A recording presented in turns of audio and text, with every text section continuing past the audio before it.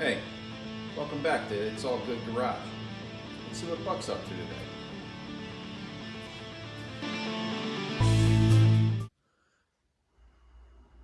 So I'm working on my 30 Chevy today. I want to run some steel brake lines. I need to run them to both rear wheels. The front wheels, I want to incorporate proportioning valve, line locks, some residual pressure valves. So I thought I'd make a short video of how to double flare some lines. Maybe I'll help somebody out. So there's a couple different kinds of lines you can use. They have stainless steel lines. The pre-bent kits are really nice if you can get them for your car. But to buy the lengths and to bend them, I find are very hard to flare and to bend. They have regular steel line, which doesn't hold up all that great. I mean, it works, but it's not the best. Then we have the coated line, which you can get at like any auto parts store. It seems to hold up for years, especially if you're keeping it indoors, being like a classic car or something like that. So that's what I prefer. So the next step that I'm going to do is figure out exactly where I want to run my lines. I want to run them up and over across the back of the cross member there. I want to make sure they're out of the way of the exhaust system, any suspension components are going to be moving around back there. Be able to secure them securely so not rubbing or chafing on anything. Then start measuring out where you want your bends to be and mark them on the steel line. So what I'm using is a standard tubing bender, nothing fancy. What you do is put it in, line it up with your mark that we made earlier, and just bend it around slowly to the desired angle. Could be a 45, whatever, 30, whatever. It makes a nice clean bend. You don't want to just grab it and bend it by hand. It'll kink the line, restrict the flow. It just looks very unprofessional.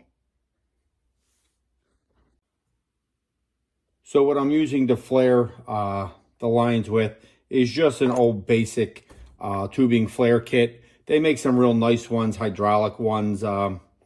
They do a real nice job, but this is just a basic kit. What you're trying to do is double flare the lines for brake lines. They hold a lot of pressure. I don't know if you can see that line. The line flares out and then it rolls it back in. It's one flare and then they double flare it back in. It makes it extremely strong for brake pressures. So once you get done bending it, you're going to want to cut the line to whatever the desired length is. Use a nice sharp tubing cutter. When you're done cutting it, make sure you clean the end out. It kind of rolls the end over. Just want to make sure it's all clean, no burrs. So now we're going to flare it. In your kit, there's multiple different adapters. They're marked for what size lines you're working with. I'm working with 3/16.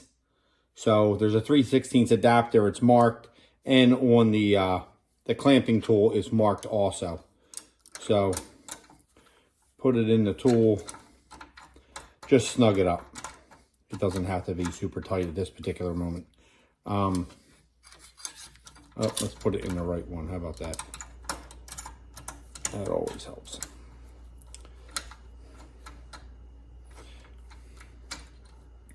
So the whole trick to this is there is a little shoulder on the end of the tool, that little adapter.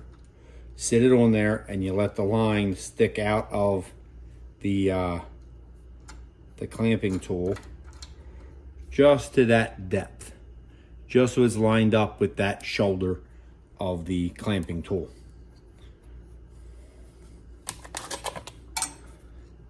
Get it pretty tight. Now that adapter, the pin, goes in the line, goes there. This is kind of like a two-step thing with a double flare. Put that on like that. Line it up.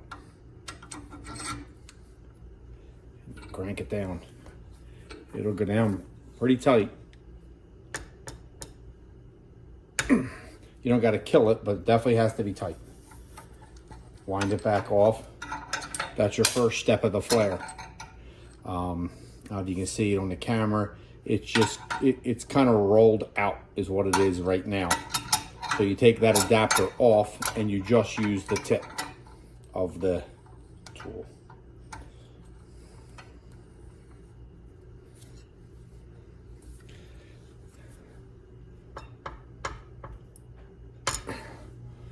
And back it back off again.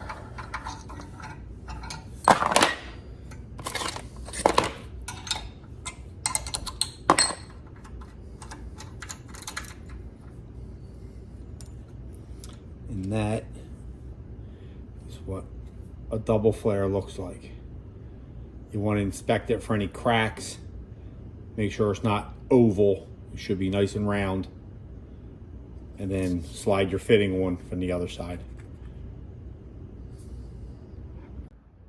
So after many bends later and flares, this is what I came up with. It runs up over and around to a junction block to the other hose. I got my adjustable proportioning valve, a hydraulic brake switch, the roll control valve, residual pressure valves, and the master cylinder, which is mounted under the floor, being it's a street rod. Yes, I am running manual brakes. I took over the project for someone and there's no room for a booster at this point, so that's what I'm dealing with. I had to put one union in, and it runs up over, as you can see, and ends up at the wheels. So I still have to put in some mounting clips and hardware and stuff, but that's pretty much what I got going on. Thanks for watching. Have a good day. Hey guys, if you think that content is cool, please like and subscribe.